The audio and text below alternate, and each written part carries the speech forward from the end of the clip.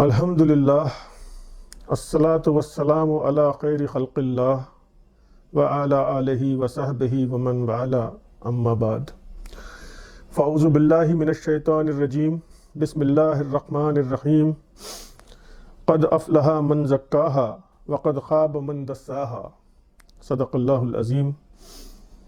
کامیاب ہوا وہ شخص جس نے اپنے نفس کا تزکیہ کیا، اور ناکام اور نامراد ہوا وہ جس نے اس کو دبایا۔ میرے معزز نوجوانوں، آج ہم جو گفتگو کریں گے انشاءاللہ اس کا جو مرکزی موضوع ہے وہ ہے تزکیہ قلب، تزکیہ نفس۔ تو ابھی جو میں نے سورہ شمس کی چند آیات تلاوت کی تھی اور ترجمہ پڑھا تھا، اس میں اللہ نے ایک فارمولہ دے دیا ہے کامیابی اور ناکامی کا، اور بالکل واضح الفاظ میں یہ بتا دیا کہ وہ شخص کامیاب ہوگا جس نے اپنے نفس کا تزکیہ کیا، اور ناکام اور نامراد وہ شخص ہوگا جس نے اسے دبایا۔ تو سوال یہ اٹھتا ہے کہ آخر یہ تزکیہ کیا ہے، اسے کس طرح اسے حاصل کیا جا سکتا ہے، اس کے ذرائع کیا ہیں اور اس کے مقاصد کیا ہیں۔ ہم یہ جانتے ہیں کہ اللہ تبارک و تعالی ہم سب کا خالق اور مالک ہے،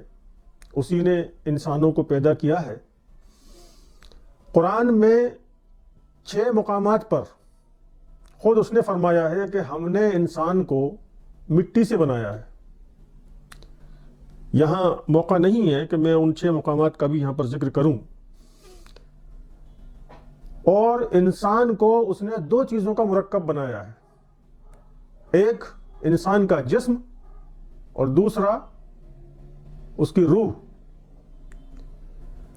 تو جو ابھی میں نے جیسے عرض کیا کہ انسان کے جسم کو تو اس نے مٹی سے بنایا، اور آسمانوں سے اس کے اندر روح کو بھیجا اور روح کو داخل کیا۔ یہ 2 چیزیں جب ملی تو ایک انسان تیار ہوا۔ اور ہم یہ بھی جانتے ہیں کہ جب اللہ تعالیٰ نے مٹی سے انسان کو بنایا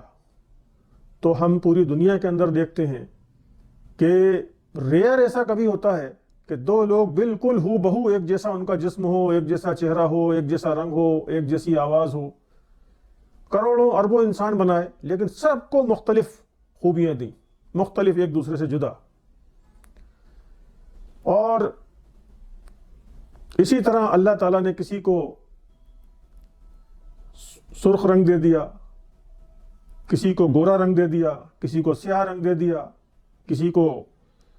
دونوں رنگ کو ملا کے سرخ بنتا ہے، وہ کچھ ہلکا، کچھ گہرا، کچھ سانولا، طرح طرح سے ہم اس کو ذکر کرتے ہیں۔ اسی طرح سے اللہ تبارک و تعالیٰ نے جو روح تھی اس کو آسمانوں سے بھیجا تھا، تو یہ جو جسم ہمارا تھا، اس کی غذا کا، اس کی نشو و نما کا، اس کی ترقی کا، ہم جو رزق لیتے ہیں، کھاتے پیتے ہیں، اس سے ہمارے جسم کے اندر جو ہے تقویت آتی ہے، طاقت آتی ہے، جسم ہمارا بڑھتا ہے۔ یہ سارا انتظام اس نے مٹی ہی سے کیا۔ آپ یہ دیکھیے کہ جتنی بھی چیزیں ہم کھاتے پیتے ہیں، جانور ہیں، یہ بھی جو ہے مٹی کے بنے ہوئے ہیں، اور ان سے ہمیں دودھ ملتا ہے۔ زمین کے اندر ہم جانے کتنی چیزیں بیج ڈالتے ہیں، اس سے فصل پیدا ہوتی ہے، اسے ہم کھاتے ہیں۔ تو انسان کے جسم کی نشو و نما، ڈیولپمنٹ کے لیے جو انتظام کیا، مٹی سے انسان کو بنایا تھا تو مٹی ہی سے انتظام کیا۔ اور روح اس نے آسمان سے بھیجی تھی، تو روح کے نشو و نما کا، روح کی ترقی کا، روح کی بہتری کا انتظام بھی اس نے آسمانوں سے کیا، جسے ہم وحی اللہ کہتے ہیں، وحی کہتے ہیں۔ اور نبیوں کا انتظام کیا، اس نے نبیوں کا ایک سلسلہ چلایا، نبیوں کو اس دنیا میں بھیجا انسانوں کی رہنمائی کے لیے۔ تو اب انسان کا جسم اور روح مل کے انسان بنا، اس کے اندر اس نے انسان کی جو روح تھی، اس کا جو مزاج بنایا، اس کے اندر طرح طرح کے جذبات کو ودیت کر دیا، غصے کے جذبات، نفرت کے جذبات، یعنی کچھ منفی جذبات بھی ڈالے، کچھ مثبت جذبات بھی ڈالے۔ محبت بھی کرتا ہے وہ انسانوں سے، جانوروں سے، اور اس کے اندر نیکی کی صفت بھی ہوتی ہے، اس کے اندر بہت ساری خوبیاں ہوتی ہیں، اللہ کے آگے جھکنے سجدہ کرنے کی ایک اس کے اندر روش پائی جاتی ہے، گناہوں سے توبہ کی روش پائی جاتی ہے، وہیں برائیاں بھی کرتا ہے، گناہ بھی کرتا ہے، نفرت، غصہ، عداوت، یہ ساری چیزیں بھی اس کے اندر پائی جاتی ہیں۔ اور جو نبیوں کا اور کتابوں کا سلسلہ اس نے آسمانوں سے کیا، وہ اسی لیے کیا کہ یہ جو منفی جذبات ہیں ان کو انسان جب کنٹرول کرے گا اور مثبت جذبات کو پروان چڑھائے گا اور اپنے قلب کا پیوریفیکیشن کرے گا، اپنے نفس کا پیوریفیکیشن کرے گا، بیوٹیفیکیشن کرے گا، اسے مقدس پاک بنانے کی کوشش کرے گا، گناہوں سے، غصے سے، عداوت، نفرت، بغض، کینہ، حسد، غصہ، لڑائی جھگڑا، گالی گلوچ، ان سب چیزوں سے پاک کرنے کی جب وہ کوشش کرے گا تو اس پیوریفیکیشن کو، اس بیوٹیفیکیشن کو، اس پالشنگ کو تزکیہ کہتے ہیں۔ اور اس کو ہم اس طرح بھی سمجھ سکتے ہیں کہ فرشتے ابھی اللہ نے بنائے، ایک مخلوق فرشتے بھی ہیں، فرشتے سراپا خیر، سارے وہ نیکی نیکی کے کام جو ان کو حکم دیا گیا بس وہ کام کرتے ہیں، وہ کبھی اس کے اندر ہیر پھیر نہیں کرتے اپنی مرضی سے، جو حکم مل گیا وہ کام کرتے رہتے ہیں، تو سراپا خیر ہیں۔ اور ایک جو ہے اللہ تعالیٰ نے شیطان کو بھی جو ہے انسانوں کے ساتھ بھیجا ہے، جو سراپا شر ہے، اس کا ایک ہی کام ہے انسانوں کو بہکانا، شر پھیلانا۔ اور خیر اور شر کا جو مجموعہ ہے اس کا نام انسان ہے۔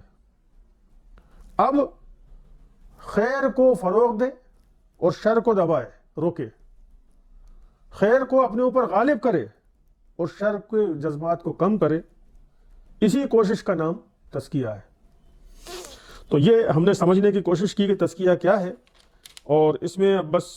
چند باتیں جو ہے میں اس تعلق سے بھی عرض کروں گا کہ تزکیہ کا مقصد کیا ہے، مقاصد تزکیہ، اور آئندہ کسی موقع پر ہم ذکر کریں گے ذرائع تزکیہ کا۔ سب سے پہلا ہے رضائے الہی کا حصول، اللہ کو ہمیں راضی کرنا ہے، ہمیں اللہ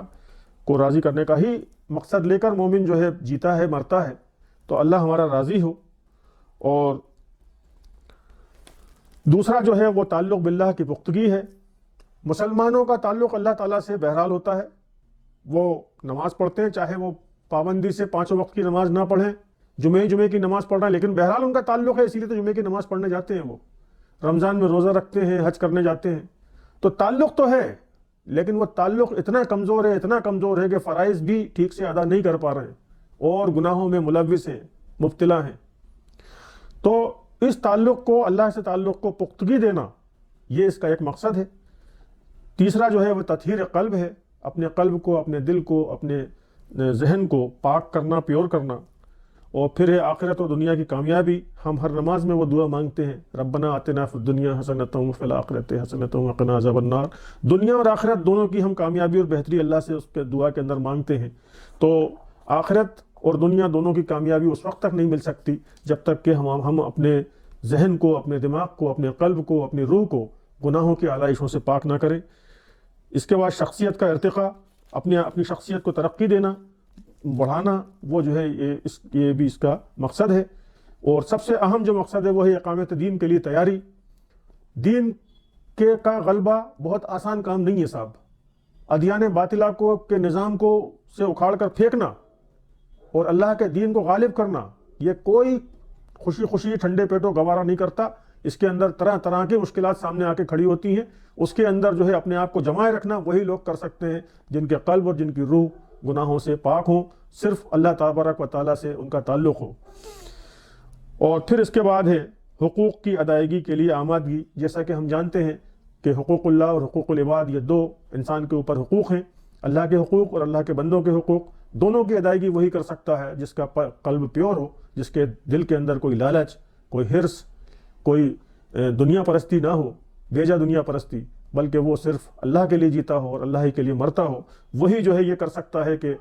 وہ کسی کا حق ہے تو وہ اس کو دبائے گا نہیں، بلکہ وہ ایمانداری کے ساتھ اس کو دے دے گا۔ اور اللہ کا حق یہ ہے کہ اللہ کے دین کی خاطر وہ جد و جہد کرے، اللہ کے نے جو کچھ اس کو دیا ہے وہ اس کی راہ میں خرچ کرے۔ تو یہ سب حقوق وہ جو ہے تبھی ادا کر سکتا ہے جب کہ اس کا قلب پیور ہو۔ اور آخر میں ہے اجتماعی جذبہ، ٹیم اسپرٹ۔ ظاہر ہے کہ اقامت دین کے لیے ایک ٹیم کی ضرورت ہے، اجتماعیت کی ضرورت ہے، اور صالح اجتماعیت کی ضرورت ہے۔ تو یہ صالحیت جب ان لوگوں کے اندر گروپ کی شکل میں آتی ہے، اجتماعیت میں آتی ہے، تو پھر وہ ایک اجتماعی جذبہ پیدا ہوتا ہے، ایک ٹیم اسپرٹ پیدا ہوتی ہے، ایک فکری ہم آہنگی پیدا ہوتی ہے۔ اس کے ذریعے سے جو ہے وہ اس بڑے کام کو کر پانے کی، اس میں جم جانے کی، استقامت دکھانے کی، آزمائشیں جب آتی ہیں ان میں استقامت دکھانے، مشکلات میں جم جانے، اور صبر کا دامن تھام لینے، اور صرف اللہ سے ڈرنا، اور صرف اللہ کے لیے جینا مرنا، یہ جذبات ان کے اندر تبھی پیدا ہوتے ہیں ٹیم کی شکل میں، جبکہ وہ سب ایک جیسے ہوں، سب کے قلب کم و بیش گناہوں سے پاک ہوں، اور ان کے اندر پیوریفیکیشن ہو، بیوٹیفیکیشن ہو، ایسا ہو کہ اللہ تبارک و تعالی نے جو ایک ابھی میں نے بتایا تھا کہ اس نے فارمولہ دیا ہے کون کامیاب ہوگا کون ناکام ہوگا، اور اس کے بعد اس نے اس کی ایک شکل یہ بھی دی ہے کہ یوم لا ينفع مال ولا بنون الا من اتى اللہ بقلب سلیم۔ اس روز جب کہ نہ مال کوئی فائدہ دے گا نہ اولاد، بجز اس کے کہ کوئی شخص قلب سلیم لیے ہوئے اللہ کے حضور حاضر ہو۔ کوئی مال کام نہیں دے گا، کتنے ہی مال یہاں دنیا میں کما لے، بہت طاقتور بہت پاورفل اولادوں کا باپ ہے، وہ اولادیں بھی کوئی کام نہیں آئیں گی۔ کام اگر کوئی چیز آئے گی تو وہ یہ آئے گی کہ وہ قلب سلیم لیے ہوئے اگر آیا ہے تو ہی وہاں پر اس کو وہ کامیاب ہوگا، اس کا استقبال کیا جائے گا۔ قلب سلیم کہتے ہیں گناہوں سے، معصیتوں سے سلامت دل، پاک دل۔ تو میں اللہ سے دعا کرتا ہوں کہ مجھے اور آپ کو اللہ تبارک و تعالیٰ توفیق عطا فرمائے کہ ہم اپنے قلب کو ہر طرح کی برائیوں سے، ہر طرح کے گناہوں سے پاک رکھیں، اور مسلسل پاک رکھنے کی کوشش کرتے رہیں، اور اسی کے ذریعے سے ہماری کامیابی کی ضمانت ہے۔ اسی کے ذریعے سے اقامت دین کی جد و جہد میں کھڑے رہنے، ڈٹ جانے، جم جانے کی